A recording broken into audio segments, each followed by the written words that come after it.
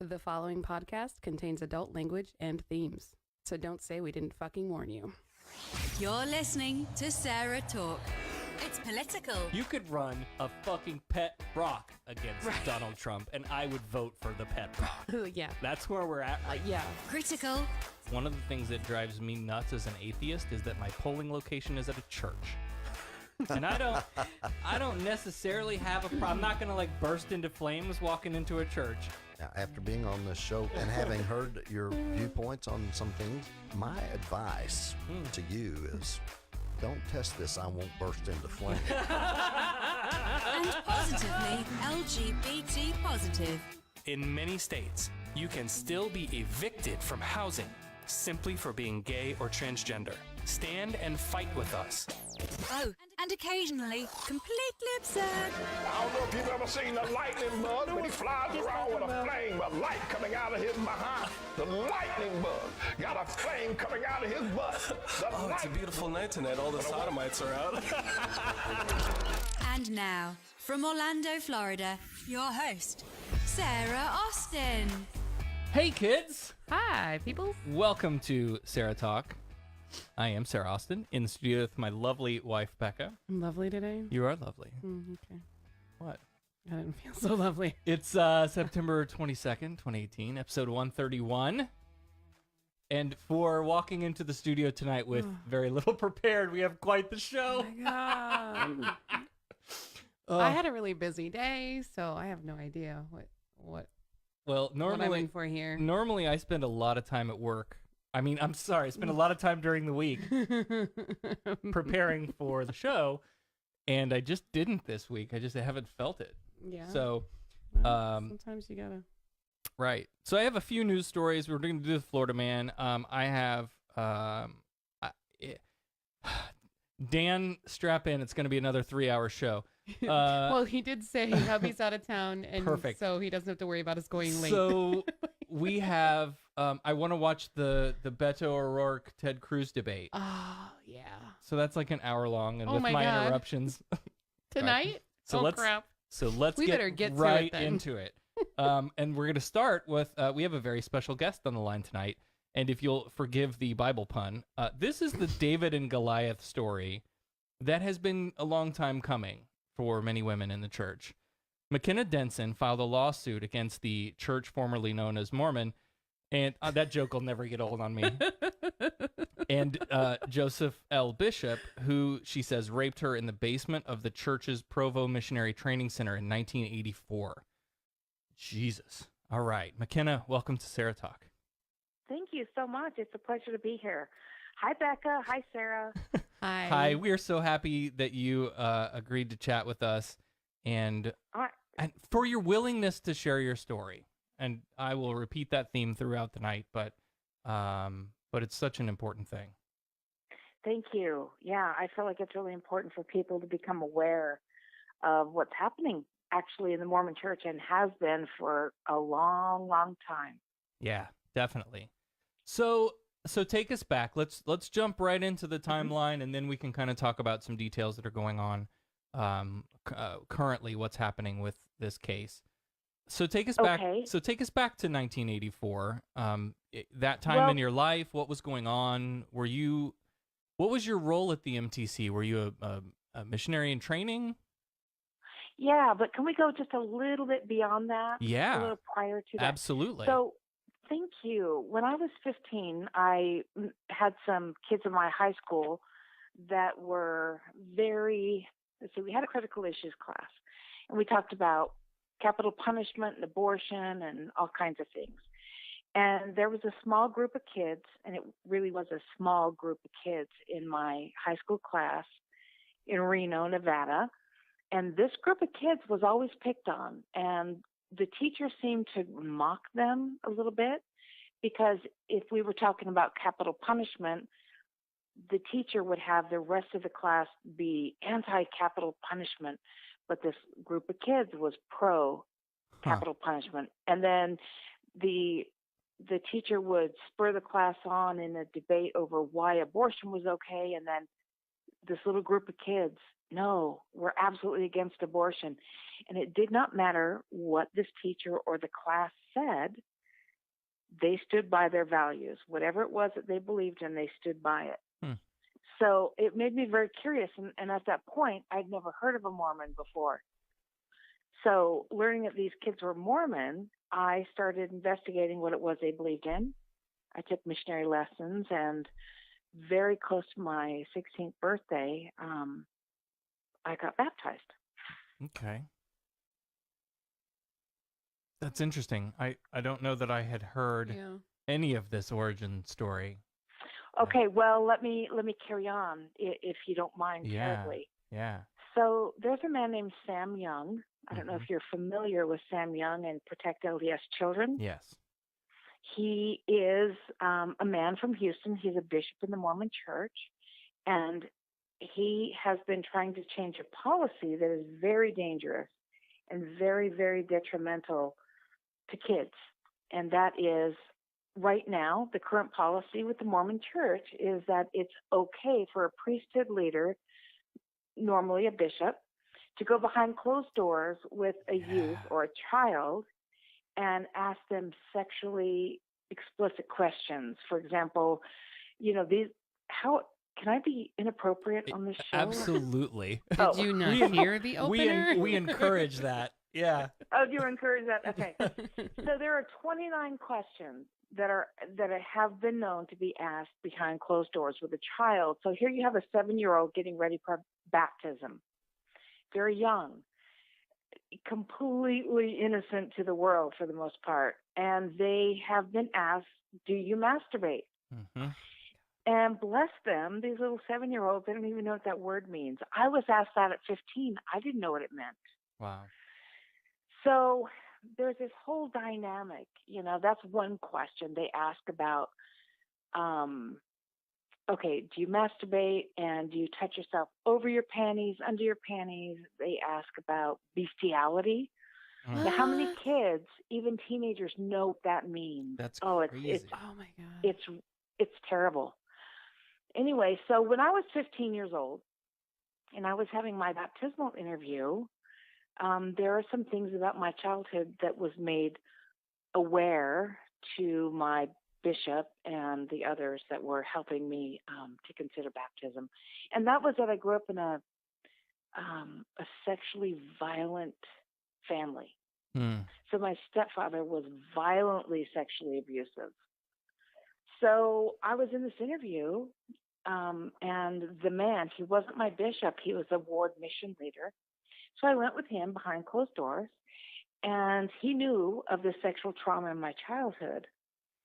And he asked me if I enjoyed what my stepfather did to me. Oh my God.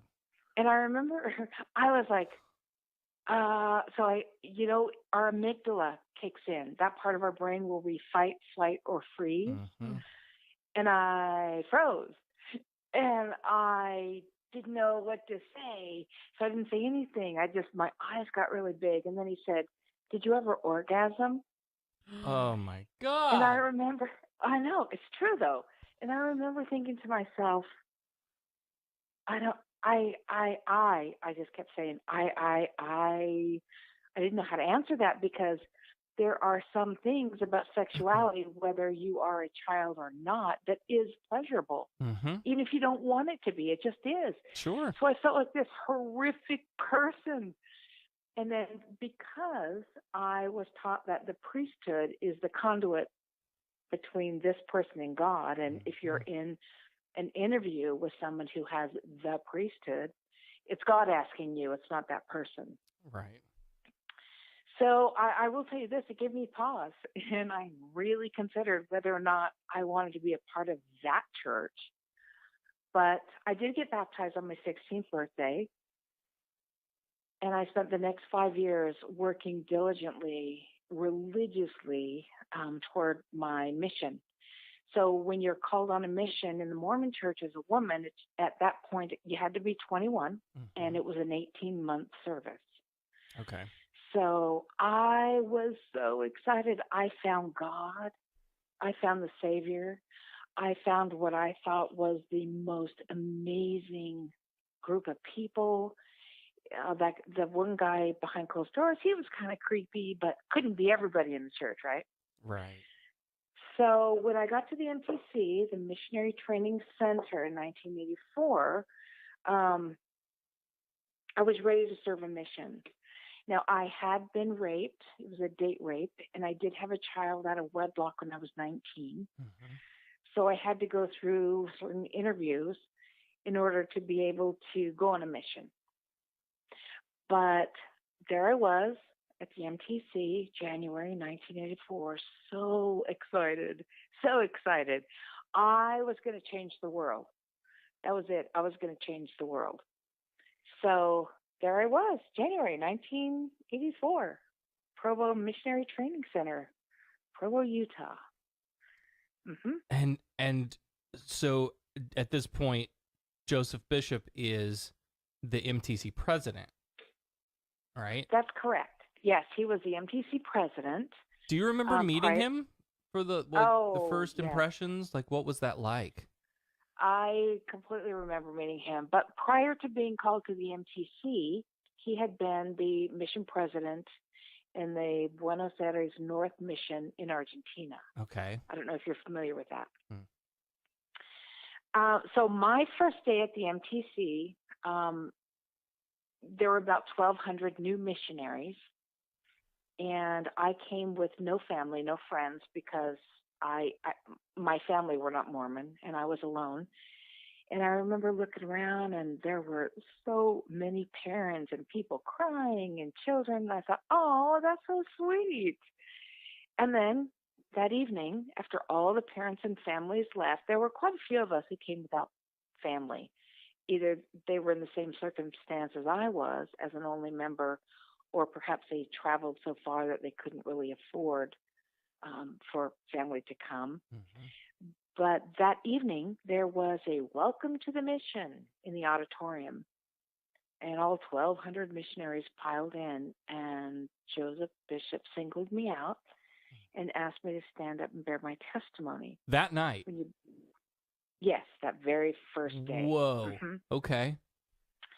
So bearing your testimony means you stand up and you talk about your belief in God and the Savior and why you're there to serve a mission. Mm-hmm. So I did that.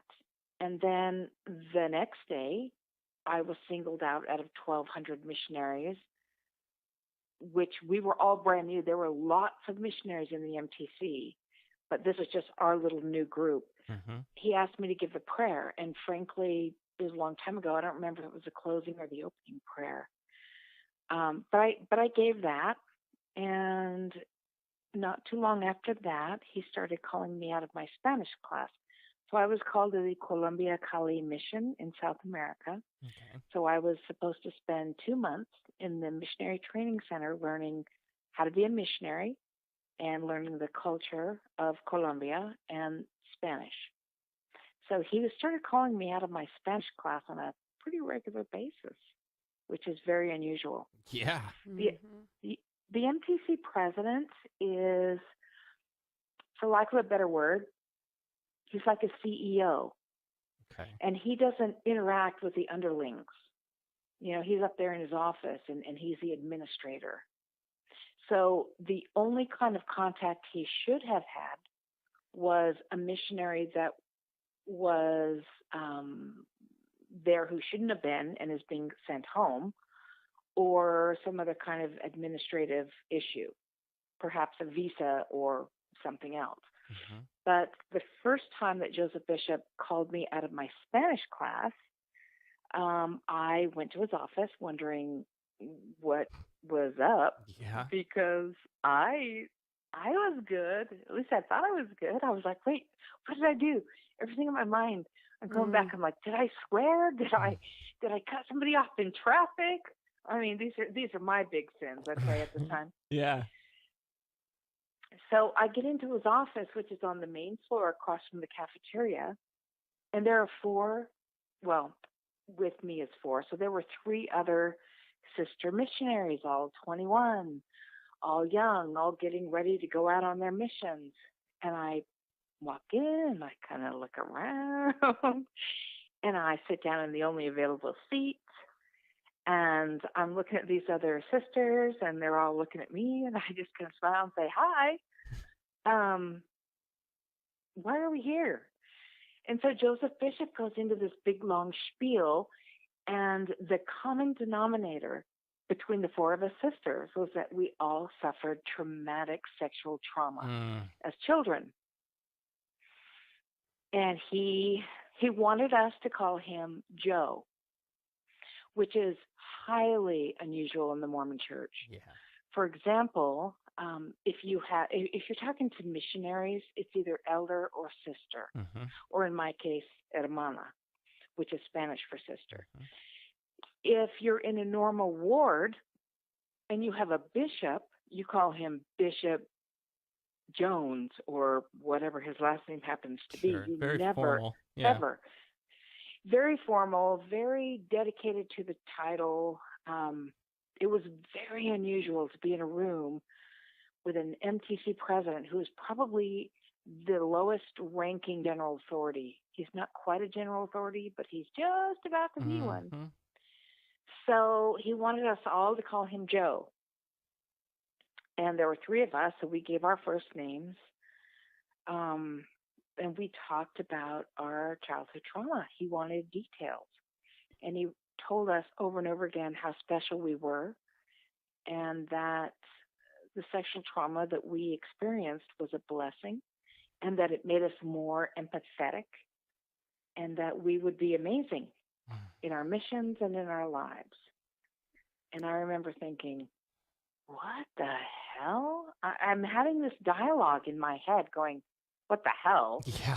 And I'm looking around going, okay, so we're all here, and here's Joseph Bishop, this conduit to God, and what's the point exactly? Yeah. You know? So then the second time I was called out of class to meet with Joseph Bishop, two of the sister missionaries I never saw again. But there was another sister that was from that group that was still there, and he met with us probably 3 times. And it was always the same type of conversation. In fact, what's funny is I remembered a story that this woman told. And it makes me laugh today, kind of in an embarrassing way.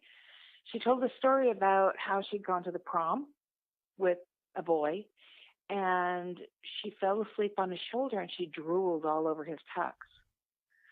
And I remember thinking, oh my gosh, I would never admit that out loud.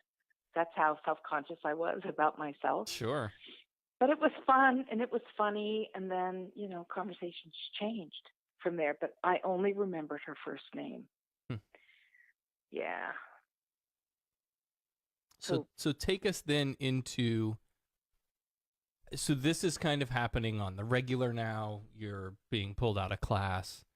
Correct. It's clear that you have, and maybe not to you at the time, right? But looking back, it's clear that you were chosen, picked out, identified, very likely because of this experience that you've had. So take us up to the time that he took you into the basement. Okay. So let's talk for a minute about how perhaps he may have known that at least in that first meeting, there were 4 of us that had the same sexual trauma as children. Does that all come out of that worthiness interview? Like, does that stuff get documented and passed? Like, how does that? Yeah. It does. Work? Yeah, it does. It does, in fact. But I think there's more to it. I think, and this is speculation, although I've had several conversations with people who kind of agree, but still it's not documented. The idea is that someone like me, there's a flag in my file. So first of all, there's this file, this church file about me, and it's got my mission picture. And so one flag would be, she has had sexual trauma as a child. Flag number 2, she's had a baby out of wedlock. So I had 2 flags in my file. And I believe, can't verify it, but I believe that the other girls had flags in their file about their sexual trauma. So to me, it was like, okay, so I imagine South Park. here's Joseph Bishop up there looking out at a sea of sister missionaries, picking out the ones that he wants. Yeah. Mm-hmm. Wow. So what happened was this other sister missionary and I met with him 3 times, and then it was just me. And a lot of times he was talking about where I would serve my mission, because in 1984, the Colombians, the cartel, were killing 10 Americans for every 1 Colombian arrested on drug charges. Mm. So it was very unlikely that a sister missionary would actually get to go to Colombia. So there were times he would talk about, or he would begin the conversation with, where I may or may not be sent. And I remember one time, this is the time that I started thinking, okay, this is really odd. He said, we're thinking of opening a Spanish branch in Tokyo. Okay. And I remember thinking, What? Yeah, thank you. That makes a lot of sense. think Sure. Why not? Well, thank you very much. Yeah. Yeah. When do I So start? I can't wait. It's kind of funny because I had a friend at the MTC. He was going to Japan, and Shimai is sister in Japanese, and he would call me Taco Shimai because I was going Spanish speaking. So yeah. of course Taco. Yeah. Wow. Gosh. So anyway, so what happened was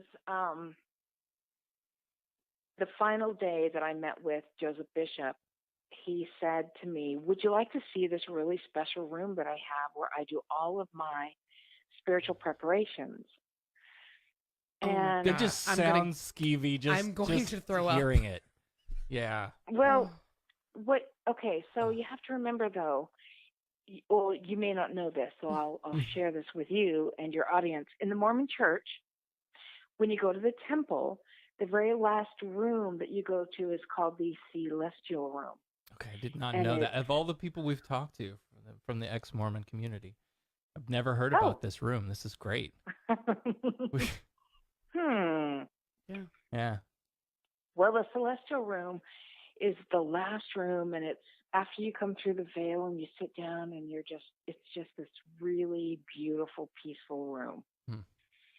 So I imagined in my mind when he said, "You want to see this special room?" I was thinking, oh my gosh, he's got like a celestial room in the MTC, and I get to see it. Oh, hell yeah. So I said, yeah, I would love that. So we left his office and went down some stairs, and he had to unlock a couple of doors and went into this little room. And in this room was a little twin-sized bed, kind of like a dormitory bed. But in my dorm, there were 4 sisters to a room, so we had bunk beds. But they were that style, nothing special. Yeah. There was a little table with a TV and a VCR, and there were, I think about 5 unlabeled VHS tapes. Of course, back then we didn't have DVDs. And I would love to tell you every detail, but it's kind of in my when I gave my press conference April 5th of 2018 at the Hilton in Salt Lake, I go through it there. And I'm about to give my deposition. Yes. So I can't go into much detail here, but I can tell you this. He penetrated me about 1.5 inches or 2 inches, but he wasn't hard enough. So when he pulled out to make himself hard again, that's when I kicked and got away. Is that enough information? That's enough. Yeah. Absolutely. Okay. Yep. Okay. And I've read enough news stories to fill in the details for myself, but well, no, we don't need listen to go to my into... press. Yeah, you can listen to the press conference if you want any more detail. But because we are in litigation, that is one thing I really can't. Yeah. I guess go into too much detail about. So let's talk about how has this all affected your life? Oh, wow. That's a really hard question. I will answer to the best of my ability. Sure. I know that when I left, I was leaving the room. I was trying to get myself together. He had torn open my blouse and my skirt. It was a little A-line skirt, so it had this little slit in the back, but it was ripped all the way up to my butt. I remember just putting myself together.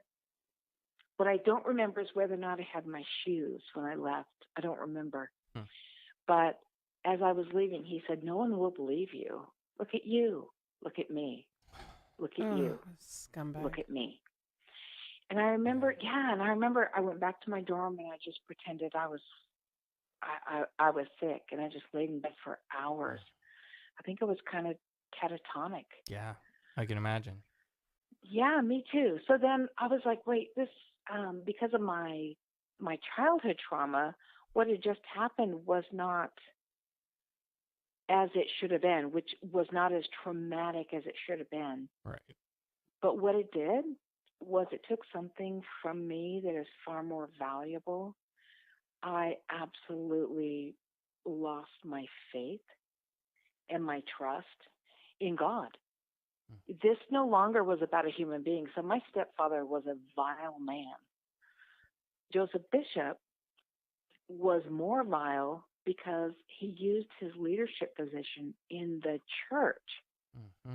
It was a huge change from my childhood, but I felt like it was my fault. I felt like there was something I must have done. I know that I wasn't dressed inappropriately. I know I wasn't seductive in any way. I thought he was kind of disgusting old man, but I still felt like it was my fault. And now looking back, I understand why, but at the time I didn't. So I went to bed and I tried to imagine that it didn't happen, and I didn't want to believe it happened. So I tried to put it in a box. And then he would stand outside his office. He knew my schedule. He would stand outside his office and try to beckon me over, and I refused. I would physically turn away from him. When he would send someone to get me to come to his office, I would say, "No, I'm not going." I remember the missionaries in my little group were like, "You're not going? The mission president's calling you. You're not going?" I just wouldn't go. And you couldn't talk about it to them, of course. Oh, like, God, no. There's and I had no way, family. nobody there that you could have talked to, no. Well, who would have believed it? Right. First of all, who would have believed it? Second of all, I'd already had a baby out of wedlock. Yeah. So I probably, in my opinion, I think I would have come across like some kind of slutty whatever. Sure. And I shouldn't have been there anyway. So, no, I just thought that I could put it behind me. And I went ahead on my mission.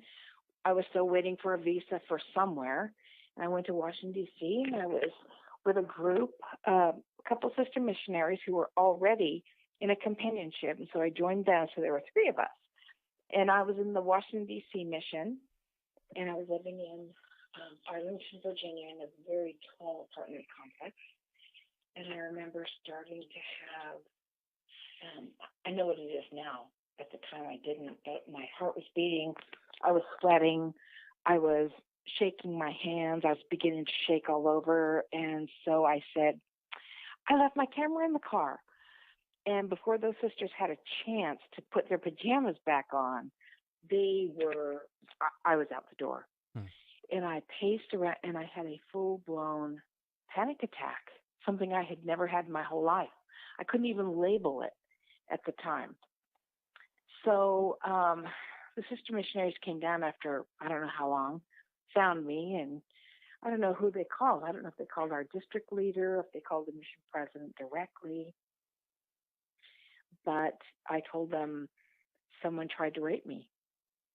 I don't remember the story that I gave, only that was the premise. And I was sent to Provo to live with a Mormon family because I don't have any family. And I had to see some kind of psychologist, and he was such an ass. He was so arrogant. That whole hour, all he talked about was him. And then he said, I remember him saying, "You have a secret." And I'm like, "Oh, hell yeah, and I am not telling you." Right. Because I didn't like him. He was so arrogant. He was awful. Yeah. So, Getting the right therapist is is huge. Like when I first started kind of exhibiting signs of struggling with gender identity, my parents took me to a therapist, and he was useless, absolutely useless. It was clear that he didn't understand what was going on. He didn't know the right questions to ask or the right way to ask them. It was just a miserable experience, and I have since found better therapists. Good. But let's I stick have for as a well. minute. Let's stick for a minute. Good. I'm glad you have. And everybody should go to therapy, whether you think you need it or not. Yeah. Go. Just to go in and say, hey, guess what? Everything's going good in my life, right? Just to have somebody else to talk to. Okay, I'm sorry. I'm preaching about therapy. Okay. Nice rant. I love it. So let's stay just for a moment on the changes in your faith. So we talk all the time on the show about abuses in religion, basically every week, I think. And we rarely get to talk to the victims. That opportunity doesn't come up again. So I appreciate your transparency and willingness to speak out.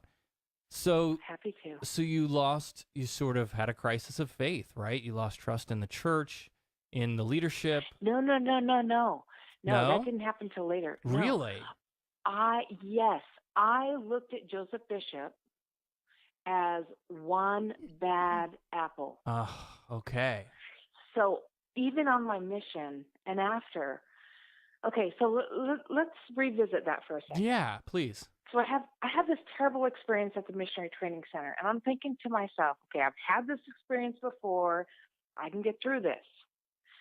So what happens is I go back on my mission after I pretended to be raped in Washington, D.C.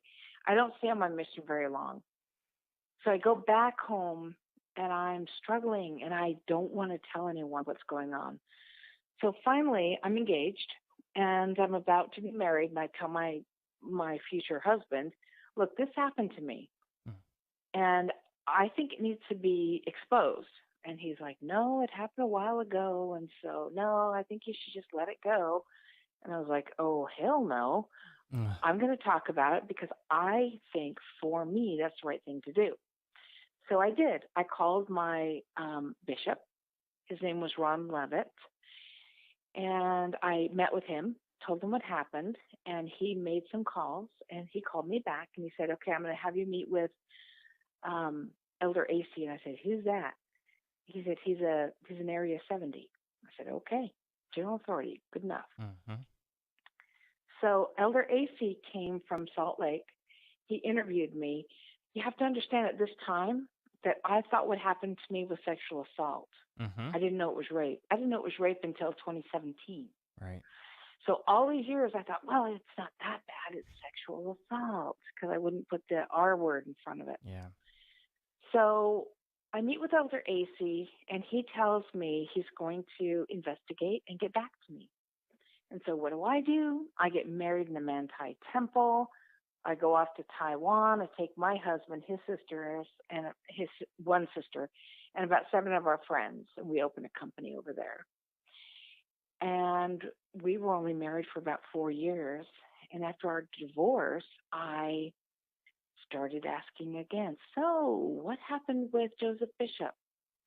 And I can't tell you how many bishops and stake presidents I've been to in the last 30-some years.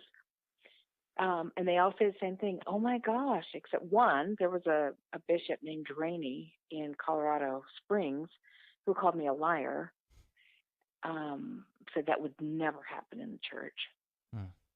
Most of them were at least willing to listen and make some calls to Salt Lake.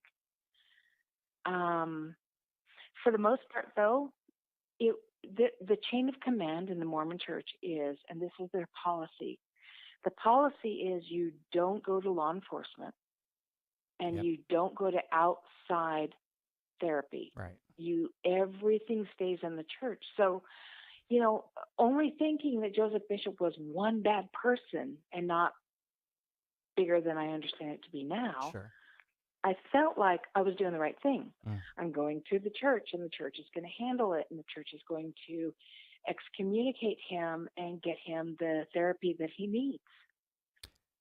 But that never happened. So was it that progression of like, okay, with each person I talk to who says they're going to look into it and get back to me and then it doesn't happen, is that just chipping away little by little at your trust in the church?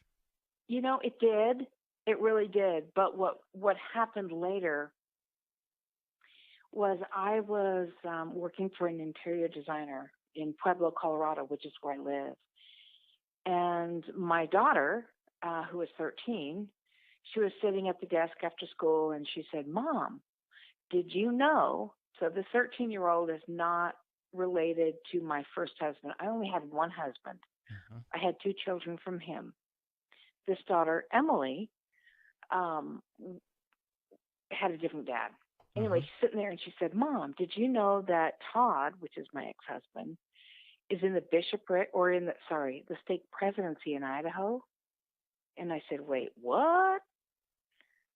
She said, "Yeah, he's in the stake presidency." I said, "That's not possible. He's like $70,000 behind in child support." Oh. She said, "Yeah." And I said, "Wait, what?" So I sat there and I went, "What the fuck? Are you serious?" So I'm saying this in my mind. Are you fucking kidding me? There are a group of questions that are asked in order to have a temple recommend. And one of those questions, are you honest in all your dealings with your fellow men?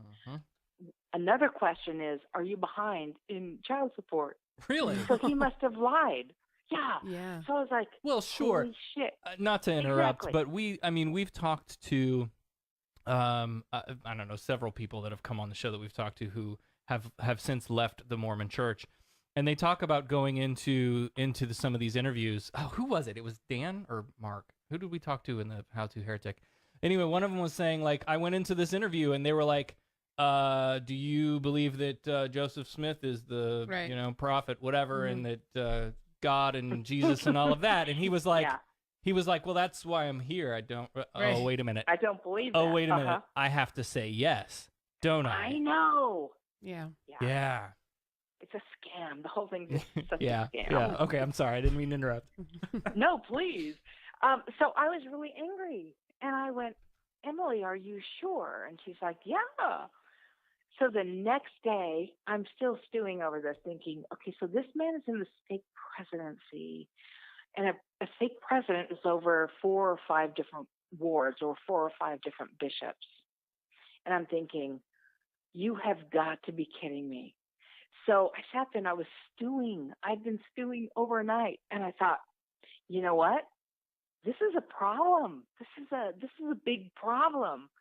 And then I started thinking about Joseph Bishop, and I kept thinking, holy shit. So I reached out to my stake president a year before. My stake president here in Pueblo, his name is Bertaldo. Really nice man, really good man. But he follows church policy. I realized, it's been about a year since I talked to this man, which means the church is still silent. And I thought, well, hell. I called Salt Lake City church office building. And I said, "Hi, I'm looking for," no, forgive me. First, I called the Missionary Training Center. And I said, "I was in the Mission Training Center in 1984. I'm wondering if you have any contact information for Joseph Bishop." And they said, "No, we don't keep up with that. He's old, no."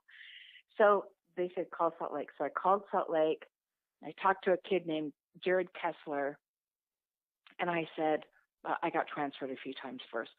And I said, "Hey, I'm trying to locate my mission president. He served in Buenos Aires North Mission. His name is Joseph Bishop." He's like, "Yeah, was he married to Rena?" And I said, "Yeah." I'm like, "No, he was married to Carolyn, but okay." So he gave me his address in Arizona. So then the church has a meeting house locator. So I Googled the meeting house locator. I put in his address. And on their website is his stake president, his bishop, and the missionaries. So I'm like, great. So I called the missionaries. And I talked to a greenie, which is a brand new missionary. And his name was Elder Starr. And I said, "Hey, so there's a group of us looking for President Bishop. He was the mission president in Argentina. is he in your ward? I don't know if I have the right place. He said, well, I don't know. I just got here. Let me check with my companion. And he comes back on. He goes, oh, Joe Bishop, Brother Bishop. Yeah, he's here. Do you want his cell phone number? And I said, So he gave it to me. So now I've got an address and a cell phone number, and I hang up, and I'm like, oh, boy. This is so good. This is great. I'm like, oh, my God, this is great. And then I pick up the phone, and I'm like, okay, so what do I do? What do I do? Oh, I'm going to report him. Like, that's going to do any good. Right. So I call the Provo Police Department. They're like, oh, we don't have jurisdiction. We're going to send you over to the MTC, BYU Police.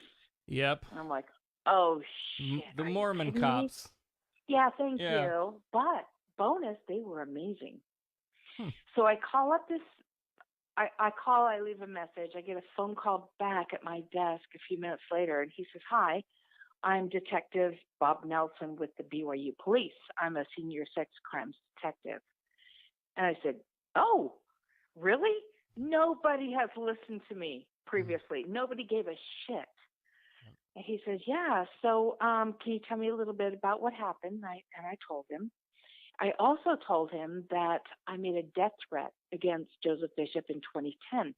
He said, tell me about that. I said, I was staying with a friend in Pleasant Grove, Utah, and I was really pissed. So I called Salt Lake. Well, I had already talked to some local leaders there who couldn't help me or wouldn't help me. I don't know. So I called Salt Lake, and I said, my name's McKenna Denson, and Joseph Bishop was my MTC president, and he sexually assaulted me, and I want to know what happened. And I was transferred a few times, and finally some guy got on the phone. He says, you're not entitled to know. I said, wait, what? He said, no, you're not entitled to know. I said, I'm the victim. What do you mean I'm not entitled to know? I should at least know whether or not there was a court held. Did he deny it? Did he say yeah? Did he lie? You're not entitled to know. I said, you know what? I know where that son of a bitch lives. I'll shoot that bastard myself. So I told the detective, I said, well, I did kind of make a death threat. I wouldn't have actually done it, but God wanted to. God, did I want to. Thank you. Yeah. So he hung up, checked it, called me back. And he's like, okay, McKenna, are you available December 4th? I'm like, what? I'm sorry, detective. Am I available December 4th for what? He said, my partner and I want to interview you in person. Will you be at your home? I was like, wait. All these years, more than 3 decades, and somebody wants to come interview me? Yeah. He said, well, I just talked to the prosecutor's office, and there's no statute of limitations on rape in Utah. And I said, wow, okay, yeah, thank you. So I hang up, and I'm like, oh, shit. The cops are coming. And I think, okay, I need to get an apology from Joseph Bishop now because I think he's going to lie. So I hang up, and I'm thinking, So pick up the phone, and I call an airline, rent a car, and get a hotel, and I hang up. Good. And then I'm like, oh, crikey, what if he's not in town? I just spent all this money. So then I pick up my phone, and I call him on his cell phone. I'm like, hi, you don't know me, Joseph Bishop, but I give him a different name in case he's heard about me threatening his life. And I'm doing a piece on priesthood leaders who are, in my opinion, unsung heroes. And I would really like to talk to you. I understand you serve 2 missions. And he said, oh, I serve 5. And I said, oh, wow. Well, this isn't just 2 for 1 then, is it? And he went on for about 30 minutes how grateful he was and how this is kind of, I'm sorry. I shouldn't laugh at this. He went on to talk about how much joy I would bring to the world talking about him. So I went, fuck, he's a narcissist. Who knew? Yeah, right. So I called my friend Rebecca, who is a therapist, and she has her master's degree in psychology. And I'm like, Rebecca, here's what he said. And she's like, oh my God, he's a narcissist. So she walked me through how to work with and deal with a narcissist. I mean, hours. So I'm on the phone with my friend Rebecca when I get to Arizona. So first, he's great. He asked me to meet him at his house. I'm like, great. Okay. So I hang up and I'm like, not a chance in hell. Nope, not going to that your place. House, dude. Nope. Yes. So we had an appointment to meet at, I think, 1 o'clock. So I called him and I said, hey, and I mentioned a man that was the temple president in Taiwan when I lived there. He helped me actually with some abandoned babies to get them into LDS homes. So we were there. So I mentioned his name. And I said, he's running kind of late. Would you mind meeting me an hour later at my hotel? And he said, you want me to come to your hotel? I said, well, not my room. There's a conference room here. He's like, oh, can I bring my wife and son? And I said, absolutely. I'd love to meet them. He said, and they would love to meet you. I was like, I almost threw up in my mouth. I say, okay, so, but I want you to know, President Bishop, that part of our interview will just be one-on-one. He said, what do you mean? And I said, well, what I have found in interviewing people is that some of the most spiritual things, some of the most intimate things are more candid if there's no one there, if you don't have an audience, if you haven't already told the story before. So it's sometimes best if we do that part one-on-one. He said, oh, okay, no problem. So I'm on the phone for an hour with my friend Rebecca, and I'm in Chandler, Arizona, at the Hawthorne Suites, and they had a glass conference room. So I'm walking in, I've got my folder, I've got my recorder, and I'm on the phone with Rebecca, and there he is sitting there. I'm like, oh, shit. I'm like, oh, my God, Rebecca, he's right there. So he stands up, and he comes right to me like he knows me. And I'm like, hi, and he shakes my hand, and I'm like, Rebecca, I gotta go. She goes, oh my God, call me. So I take him into the conference room, and he was alone. I'm like, where's your wife? Where's your son? He said, well, because we're going to do part of it alone, I thought I would just come here by myself. And I said, oh, that's great. So I take him in the conference room, and I'm like, shit, I've got my recorder right here on top of my folder. Oh, hello. So I say to him, would you like some water? Yeah, that'd be great. So I go out to the front desk, and I'm like, okay, I got to have 2 bottles of water. And do you have any duct tape? They're like, what? Duct tape? No. I said, could you call maintenance? So they called maintenance, and all they had was the plastic, the clear packing tape that you would use like to tape up boxes. Yeah. And I'm thinking, oh my God, this isn't going to work. Okay, I'll take whatever I can get. So I go back into the conference room, and I sit down at the table, and I give him his water, and I pretend to drop mine. When I go to pick it up, I tape this recorder under the table, but I don't even know if it's on. So I wish I had stressful. spy music to play underneath this right now. Yeah. I know. It was nuts. It was just nuts. Anyway, so then I start talking to him. I probably blew up his ego for 40 minutes. I listened to this recording, oh as a matter God, of fact. Did you? Yes. Oh my So God. our friends, Ethan Gregory Dodge and Ryan McKnight over at Mormon Leaks released this recording. Yes, they did. And so that's where I picked it up. And yes, my impression was like there was 45 minutes of a sort of rapport building and gaining of trust. And tell me about all of these great things that you've done in the church. Do you remember who I am? And then you flipped the script, and it was just the most amazing thing I've ever heard. Well, what was so funny, so I had to try not to vomit the whole first I bet. 40+ Yeah. minutes. Oh, it was so hard. It was so I don't hard. know how you got through a whole 45 minutes of it without, like, your heart had to have been racing, like, adrenaline pumping. Like, this is it. I'm going to confront him. that part wasn't a problem. It was not vomiting in my mouth with all of his accolades, with all of his, and I did this, and I did that, and blah, blah, blah. That was the hard part. Yeah. But yeah, when I asked him if he knew who I was, he said no, and then, oh yeah. And then he's got me confused with all these different victims. You're the girl with the biker friends. No. You're the girl that wanted her picture taken outside the temple. I'm like, no. You're the girl with the breast enhancement. And I'm like, no. What I wanted to say was, oh, hell no. I had no boobs in the MTC. I have had breast enhancement surgery since then, thank you very much. But I had no boobs. In fact, when he assaulted me, he squeezed so hard that the flesh and up near the bone was bruised. Oh, yeah, God. no. I did not have breast enhancement surgery then. No. So, yeah, that was kind of fun. But what was really horrific was, so I mentioned this woman. I knew her first name. She's the one that was groomed with me 3 separate times, and the one time with the other 2 sisters as well.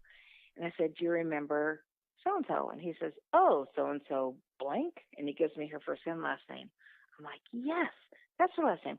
For years, I couldn't remember because we referred to each other by our first names. Yeah. And I said, did you molest her? And he said, yes. Mm-hmm. And I'm like, and I lay my head down on my arm, and I'm like, oh my God. He said, but let me explain it. I'm like, okay. Mm-hmm. Go right ahead. Good luck. And he talks about this sister who tried to commit suicide at the MTC. And he took her home to live with him, and he assaulted her there.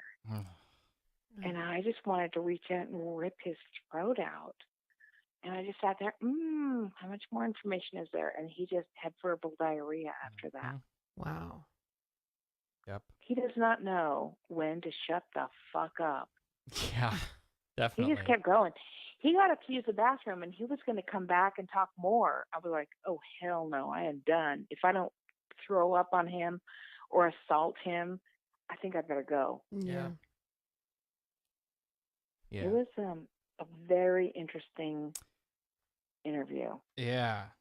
And at no point did he ever openly admit to remembering you or remembering doing anything with you.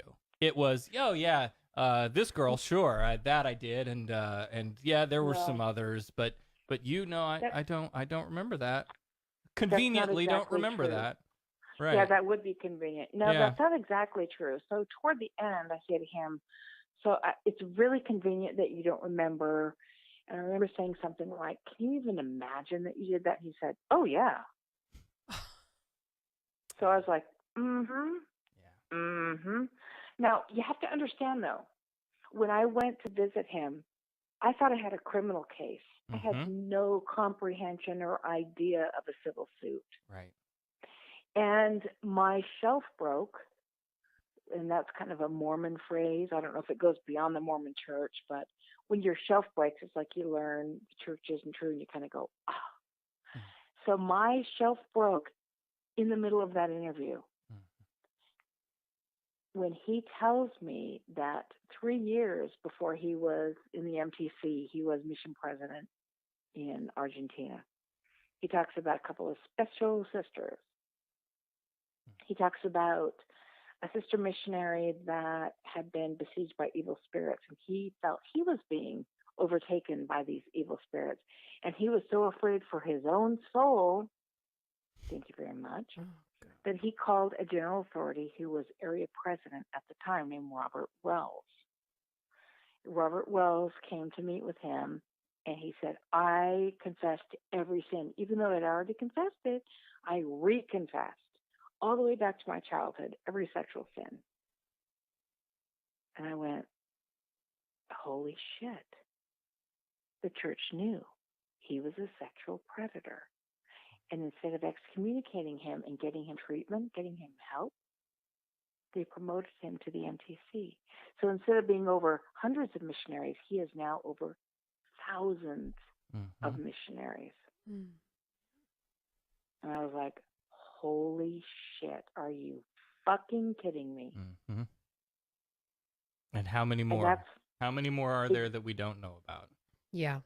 Yeah. well, I can tell you we have 7 that have come forward. But here's the thing. So I had my press conference. Okay, let me back up a little bit. So in January of 2018, my attorney sent the copy of that interview to the church attorneys. And they were trying to negotiate some kind of settlement. And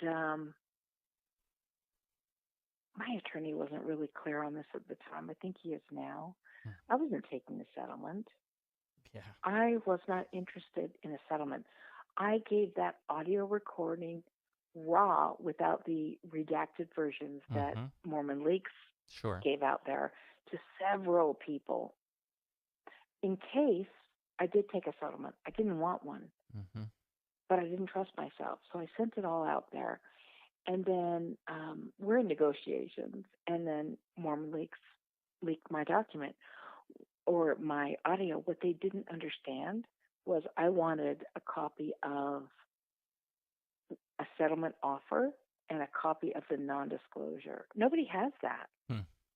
Nobody knows what that looks like. That's what I wanted. Yeah. So I have said previously that Mormon Leaks released my recording prior to my consent. And that's what that means. I wanted that recording leaked at the same time we had the offer and settlement agreement. Right. And the non-disclosure. Yeah. Yeah, definitely. I want to back up for just a second, because you mentioned something that that surprises me, and I want to just touch on it very, very briefly. So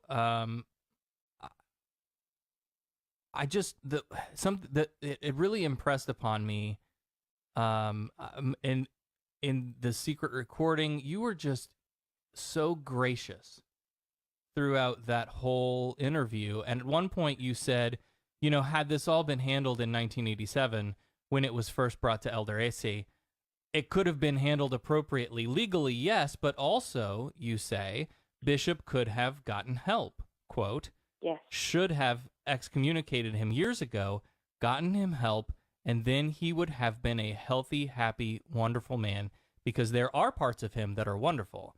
But there is this evil part that he has no control over and no help with for years. That is very gracious, and I think that's commendable.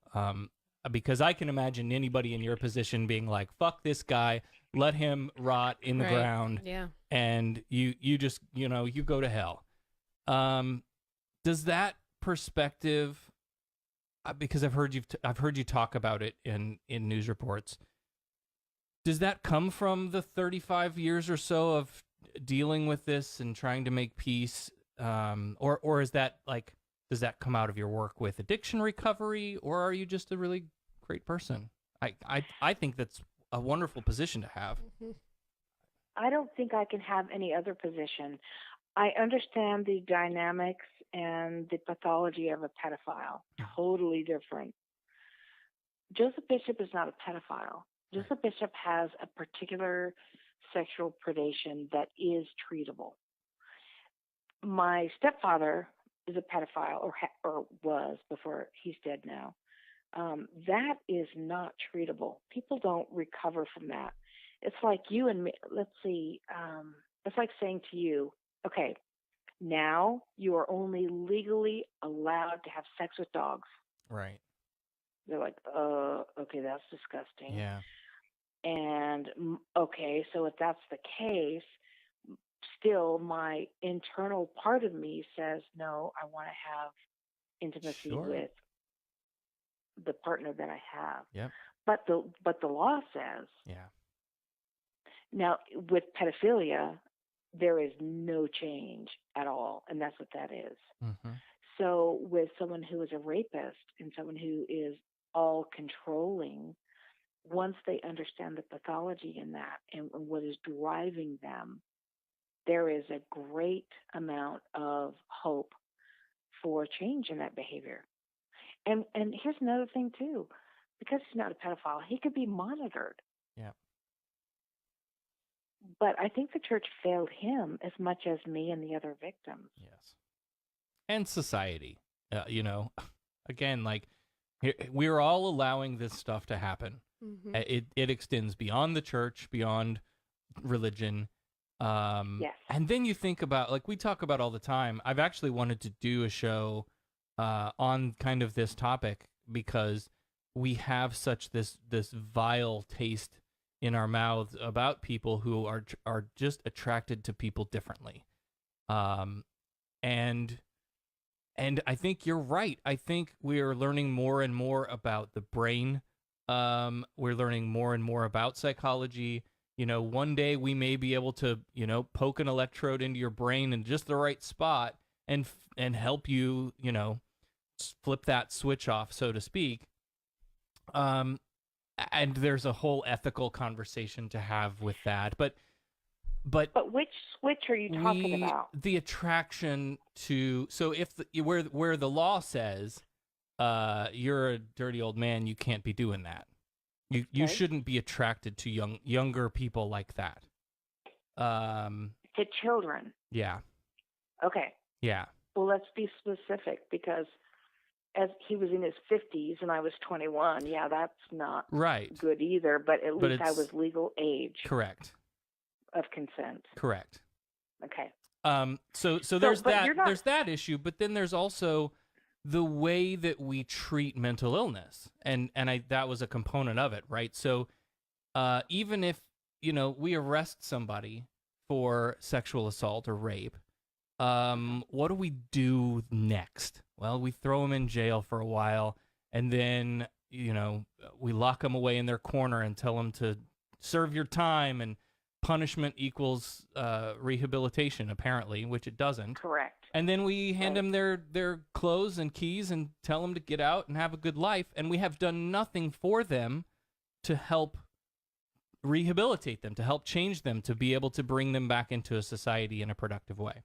Anyway, that was another rant. Sorry. But are we, if we're talking about pedophiles versus homosexuality versus rapists? Sure, there's differences. There's a huge difference. Absolutely. So being homosexual is not a mental illness. Right. Absolutely. And pedophilia is. Mm-hmm. Being a rapist is not necessarily a mental illness. Mm-hmm. Some of that has to do with conditioning and needing power. Sure. Because we all know that rape is about power. But here's something that okay, I'm sorry, I can't go further into that. That's okay. We're off track. Anyway. So let's go back to, you've filed the lawsuit. Correct. Against both Bishop and the church for a sexual assault, emotional distress, and fraudulent concealment. The church argued for dismissal, and the judge, who, by the way, just happens to be adjunct faculty at Brigham Young University. Convenient. Real convenient. Judge Kimball dismissed the claims against Bishop himself and the claims against the church, except for the fraud claim, right? Correct. Okay, so... But if you look at it, realistically, yes, he is an adjunct professor at BYU, but he had to dismiss the claims against Joseph Bishop. The statute of limitations expired. We knew that. We expected that. That's a legal argument that the judge he absolutely had to make. Right. So that's where I got confused, because I thought I had read that there was no statute of limitations in Utah. Yeah. As of when? I'm not a lawyer, and I don't play one on the radio, but... Oh, I don't play one on TV either, but I can tell you this, that in 1984, this is kind of a miraculous thing. Can I say that online? Yeah. Air? Okay. So here's a miraculous thing that happened. So we have the BYU police who were dead set on prosecuting Joseph Bishop, told by a junior attorney at the prosecutor's office that there is no statute of limitations on rape. So here we have this detective. He calls up and they open the book and say, oh, yeah, there's no statute of limitations on rape. What was misunderstood was that in 1984 there was, and it's not retroactive. That's so stupid. So the idea, this is something to really consider. Okay. It was a mistake for the BYU police to come to my home and interview me and then drive down to Arizona and interview Joseph Bishop. Mm-hmm. It was a mistake because there's no way in hell they could have prosecuted. Right. They should But have they said, didn't know there's that. nothing we can do. Right. Right. But they They just didn't know. The junior attorney didn't know Right. that the rape had happened in 1984. Mm-hmm. So imagine that. So if that junior attorney said, no, that's not going to happen, there would be no case now because I wouldn't have been forced or prompted into making that flight and interviewing Joseph Bishop. So that was a mistake that will change history. Yeah. It was a mistake. That's all that was. Yeah. Incredible. Wow. So then, let's jump to you make a pilgrimage down to Bishop's own ward in Arizona for for Mormon Open Mic Day to Mormon Open Mic Day. that's what I call it. I think they're going to get rid of that now, just so you know. Can't imagine why. Who thought? Yeah. So you went to warn the congregation and expose the cover up, right? Was that the intent? Okay. Well, sort of. Let's Okay. back up a little bit. So my attorney sends, in January of 2017, sends my audio recording of Joseph Bishop and my interview to Salt Lake. So what does Salt Lake do?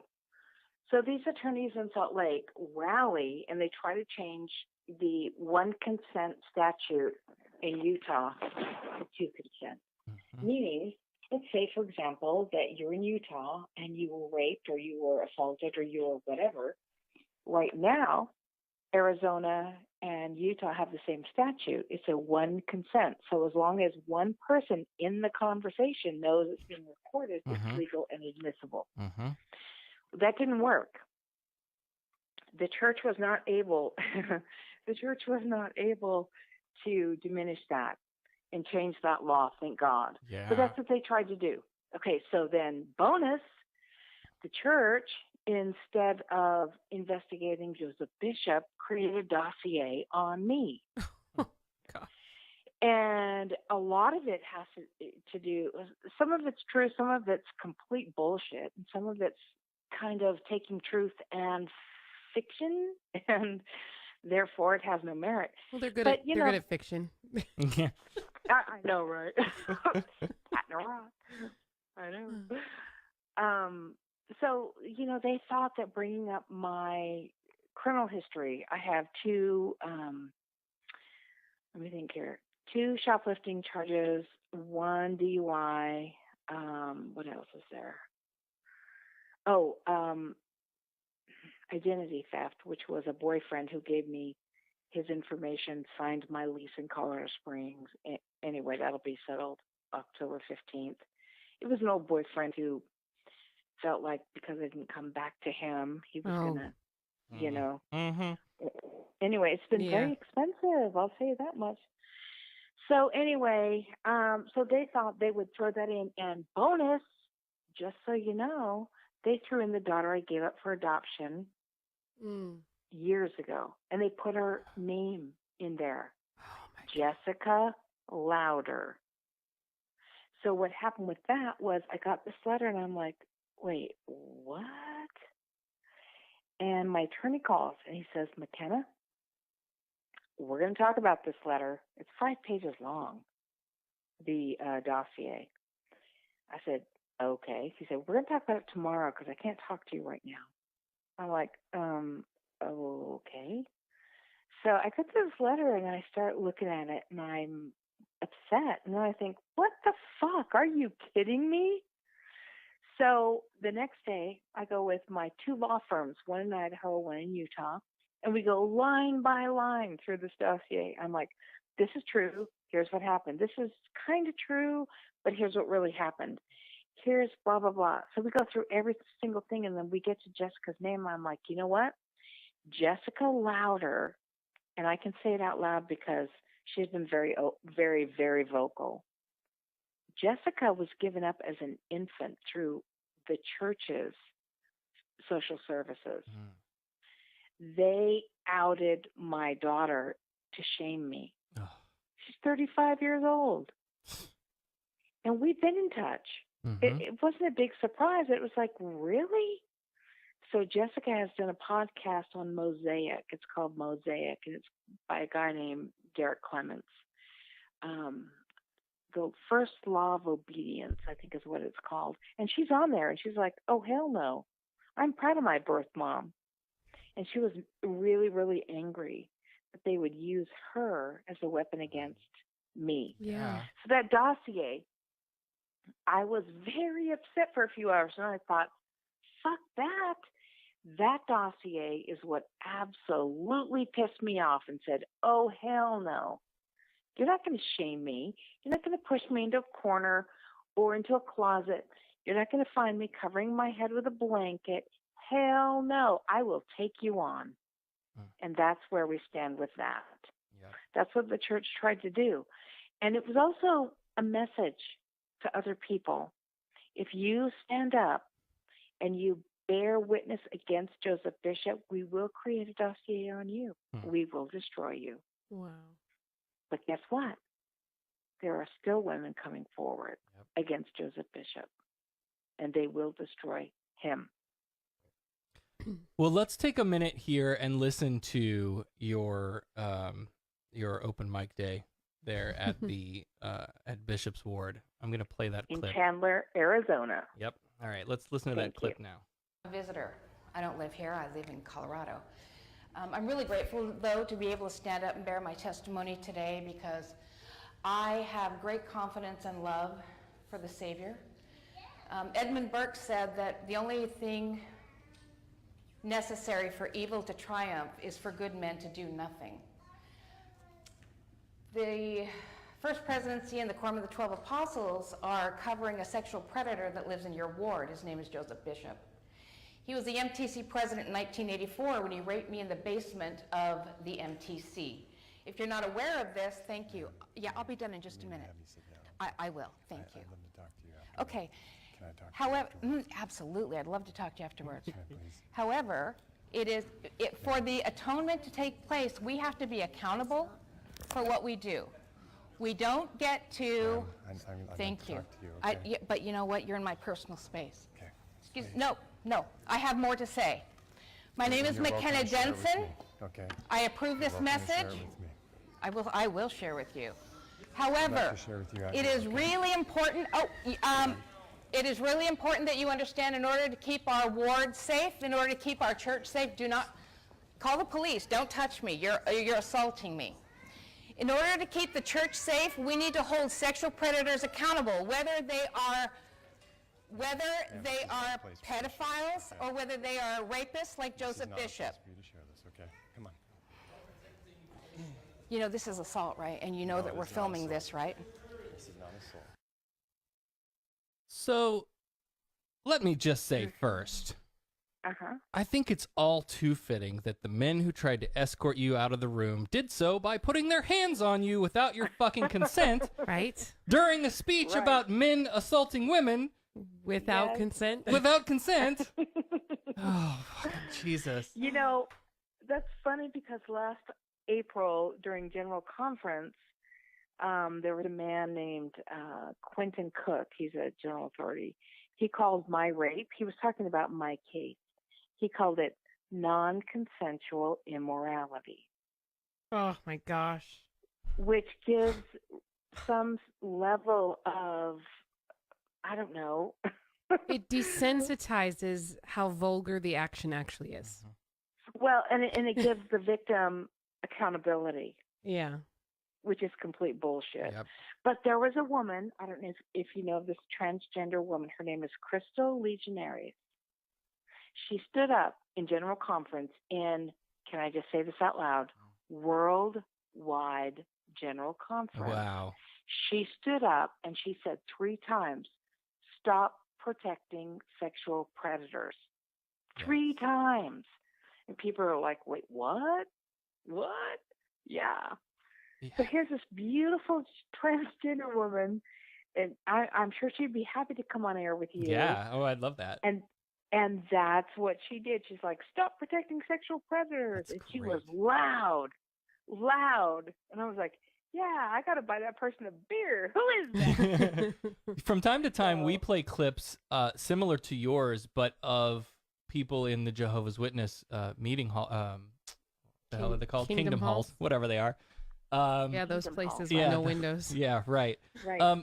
Where they'll organize almost a flash mob of protest, and they'll go in and 4 or 5 of them all videoing, and one of them will stand up and say, the 2-witness rule has got to go. Do you understand that the Jehovah's Witnesses are and they'll, the old men will rush up and escort that person out. And as they're doing that, the next one stands up and says, no, but really, you guys need to pay attention to this, because they're saying that if 2 people didn't witness the event, it didn't happen, and they can't do anything. Right. And then they'll rush over and escort that person out. It's pretty good stuff. Yeah, but I'll it's tell you this. powerful. It is powerful. So my daughter Jessica, who was given up for adoption, she and I were going to bear testimony together in Joseph Bishop's ward in September. Things didn't. In August, things didn't work out logistically. So Ethan Kroc, who is Australian, and he is doing a documentary, not the Hushed Ones. The Hushed Ones is a documentary on my story and Sam Young's. Ethan Kroc is doing something else. And there is a guy, I don't know if you're familiar with Mike Norton. He is New Name Noah. Yes. Okay, New Name Noah has taken videos of the temple ceremonies inside the temple. So it was Mike Norton and Ethan Kroc who assisted me. Ethan Kroc is doing a documentary. I don't know what he's titled it yet, but he's the one that wired me for sound. So they cut the mic. You can only hear me talking because I have a mic under my shirt. And then, I don't know if you know this, but 15 minutes of conversation happens with the tall man that took me off the stand. Yes, I was going to ask you about that. Yeah, and another high priest, because I was wired for sound. Yeah. So Mike Norton does this. He goes around, he exposes the truth of the church. And so New Name Noah is responsible for releasing this particular video. Yep. But the conversation that happened with Ethan Kroc, he was in there just to protect me. But we had 4 or 5 cameras rolling in sacrament meeting. And that's why we have the entire thing on video. Yeah. So what was that conversation afterwards when they took you out, and then you had this this conversation afterwards? Then I listened to that too. I was furious that their argument was like, well, you listen, you need to think about this. There are children in that room who shouldn't have to hear that kind of protecting young Mormons from sexual abuse is exactly what you're advocating for. Like, I know. Oh, but someone think of the children. They shouldn't have to hear that. You know, they already know what rape is. Yep. So that wasn't exactly shocking. But here's the thing. So we have President Jones. He's in the stake presidency, and he's a very tall man. I thought that he was one of Joseph Bishop's sons. So in the original recording, which Mormon Leaks very graciously redacted, Joseph Bishop said that 2 of his sons have his same sexual predation or addiction. And I kept asking this guy, are you one of the sons? Are you? Yeah, I need to know. Right. Yeah. Put on the, yeah. Wait a second, you're touching me and what? But I will tell you this, and this is really important to understand. So there are 2 men that meet with Ethan Kroc and myself privately. it's President Jones, and I think the man's name is Hessep or Hilsep. I can't remember. He was a high priest. Okay. So the conversation that goes on is indicative to the fact that the church controls the fucking narrative. I spoke to Bishop Lighthouse, who is Joseph Bishop's bishop, probably 5 or 6 times. And then all of a sudden, he's told by Salt Lake he can have no more contact with me. President Hansen, his stake president, never spoke to me. My stake president, after a while, was told he can have no contact with me.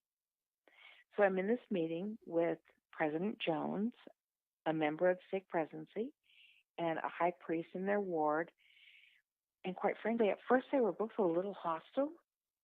President Jones tried not to be, but he kind of was.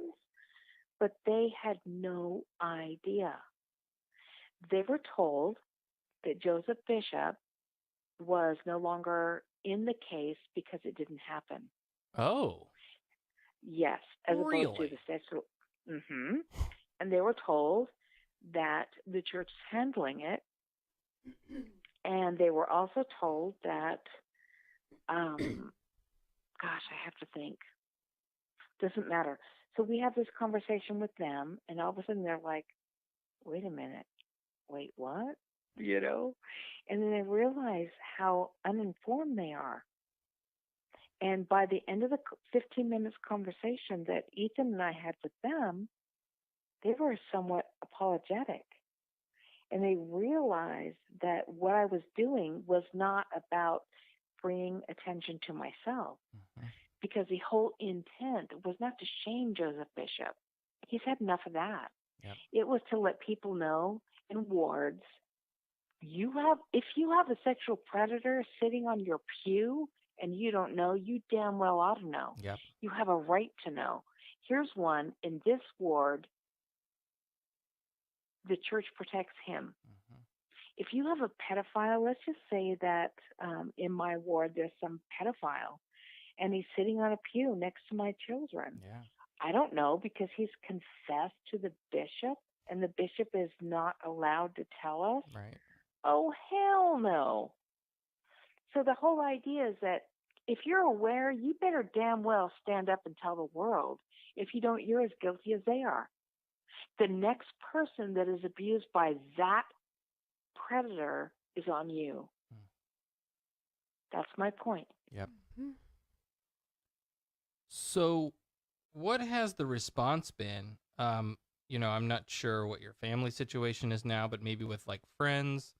I'm sure you hear from people in the public. Are people generally supportive? Incredibly supportive. Good. Incredibly supportive. I don't think people want predators in their life. Yeah. They don't want them in their neighborhood, sure as hell. They don't want them in their schools.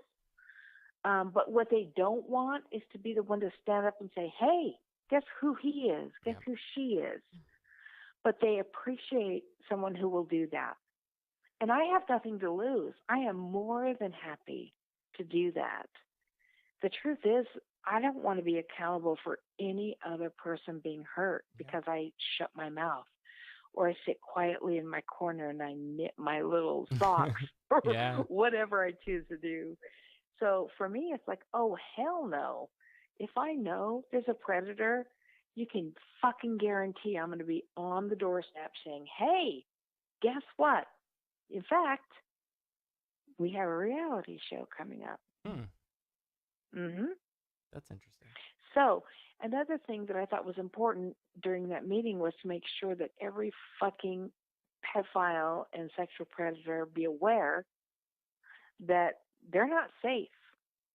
Joseph Bishop thought he was safe in his ward. He took the sacrament.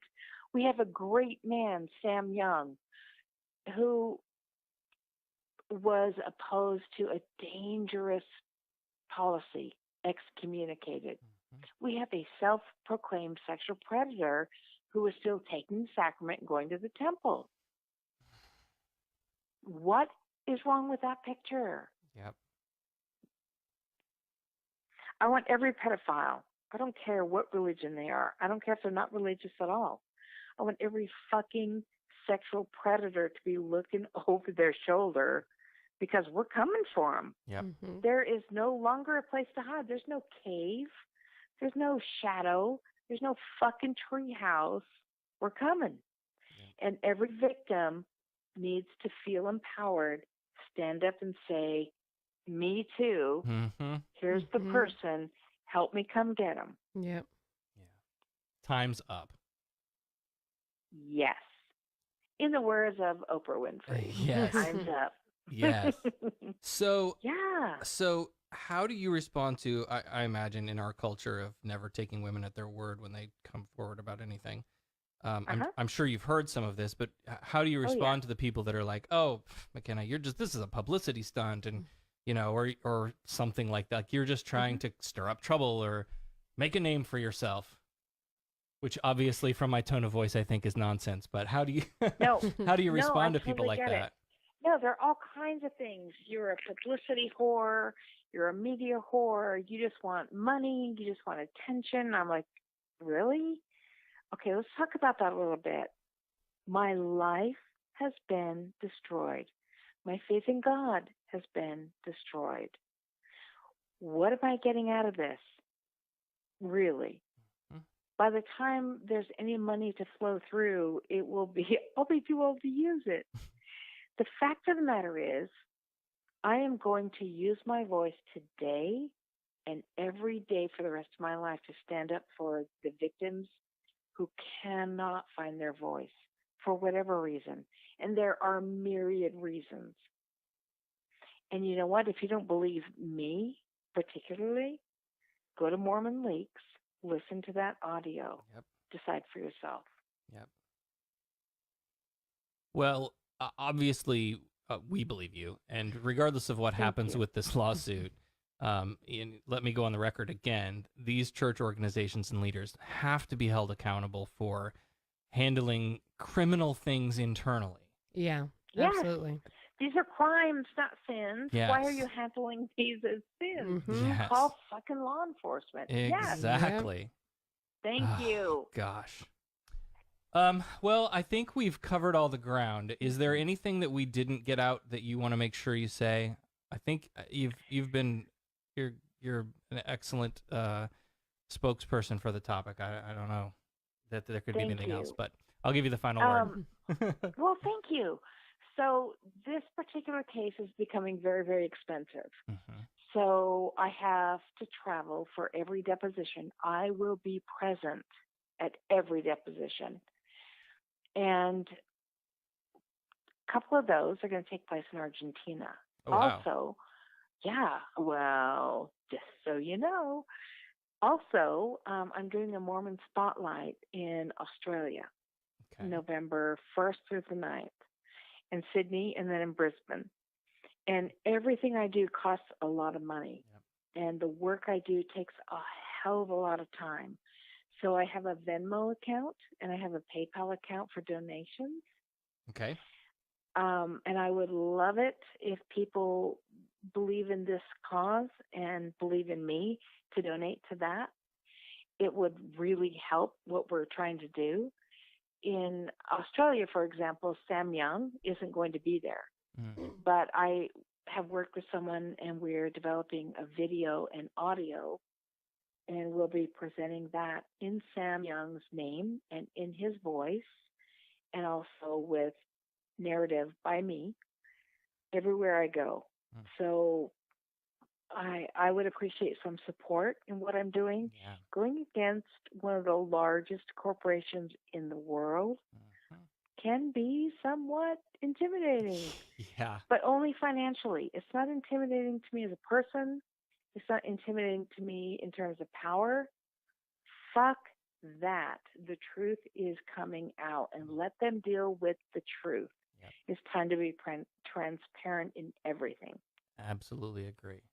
And we'll let's do this. We'll offline after the show tonight, and I will get those links from you, and we'll make sure that they are available to our listeners. We'll put them in the show notes and on our website.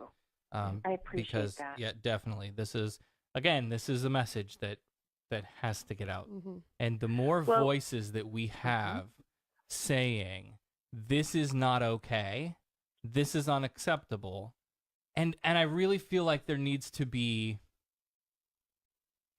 the consequence that needs to be real, right? And whether that's, these stories are going to come out and you're all going to end up tied up in court cases, the Mormons, the Catholics, the J-dubs. Sure. Sure. Or look, if you look at the Catholic Church right now, look, you don't knock this stuff off, nobody will be here on Sunday. Yeah. Your pews will be empty.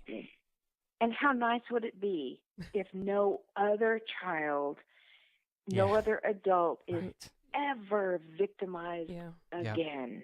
Yep. Mm-hmm. I just, Amen to that. That's my motivator. I just wish that the churches, I wish I felt that from religion. I wish I felt that was there. I wish I did too. You know, for all the talk about Jesus loved the little children and it just pisses me off. Sorry. You know, me too. Me too. Yep. And here's the thing, you know, I'm going to start some international speaking events. I am super excited for that opportunity, but I can't do it on my own. Yep. Financially, I can't do it. I am willing to take the punches, and I have, believe me. But I'm happy to stand up and do what I can and do what needs to be done. I'm happy to be the face of the Mormon Me Too. I just can't, financially, I can't do it by myself. I am up against a multi-billion-dollar corporation. So if we could even just find some major sponsors, that would be amazing. Or even just small donations, doesn't matter. Every person who participates, who donates to this, they are investing themselves. It's not just their money. They're investing their heart and their soul in everything that we're doing. And I love that. Yeah. That's amazing. And when we all come together, things change. Yeah, absolutely. Amen. All Amen. right. So let's do this. Thank Let's you. keep in touch. Okay. I'm interested to see how this all plays out, and we definitely want to support you in what you're doing. So we'll get those links from you, and I'll check in with you from time to time. We've been chatting on Facebook. Yeah. And just see how things are going. Great. Thank you. Awesome. McKenna, thank you so much for I spending appreciate it. an hour and a half with us Yeah, tonight. it was great. This was fantastic. Oh, did I overdo it? No, not at all. Gosh. No. Oh, my God. No, that was great. Great. Awesome. All right. Thank you we'll so be in much touch. for this chance. You bet. Great. Thank you. Appreciate it. Have a good night. Thanks, you too. Okay. Bye. Bye-bye. Bye. Good God. Yeah, it's so much. Ugh. You know, and before we go into the break here, and We are going into a break. we here. are, yes, Dan, we're coming to break. No, and then I have to decide what we're gonna do for the rest of the show because I don't know. I see these stories and I think you can hear the 15 minutes or less on the local news in the coverage that they do.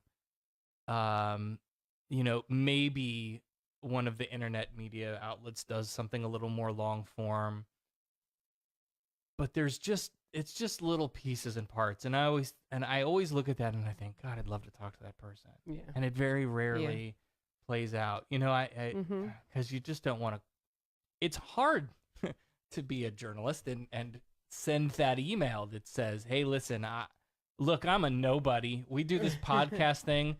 Maybe 100 people listen a week. But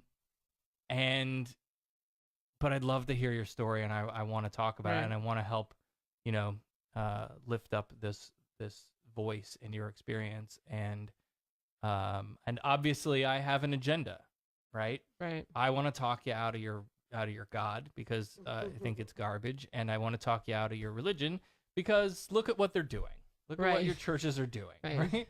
So change the church or leave. That's, you know, like that's what I'd like to see happen. I would even take, okay, we're going to change our policies now. We're going to go to the police and then show it. Sure. Right. I would even go for that. Like that, you know, I'm not completely unreasonable. But obviously I have my own motives. Bernie wants his socialist break right now. Dan is right. Sarah needs ice. Yeah, buddy. We have Florida man stories, right? We do. So I don't know what we're going to do. How long do you want to go? I don't care. Because I have a few news stories. I have a Florida man. And then we have that Beto and Ted Cruz. I love Beto. You can watch Beto. Okay. It's going to be another 3-hour show. I'm a little tired, but we'll see. Okay. Let's take a break. We'll come back. We'll do some news. And then I guess maybe we'll go from there. How's that sound? Sounds like a plan, man. I mean, woman. Hey. It's just what I say. I can't help it. It's quite all right. Oh. Okay. Oh, I'm broken. I'm like, you got to tell me when to switch the camera view. I think awkwardly. I broke the studio. God. Okay. Oh. All right. So we'll be back with some news. Some bad news. Yes. I'm sorry. And some good news and some funny Florida man stuff. We'll do that after the break. You're listening to SarahTalk.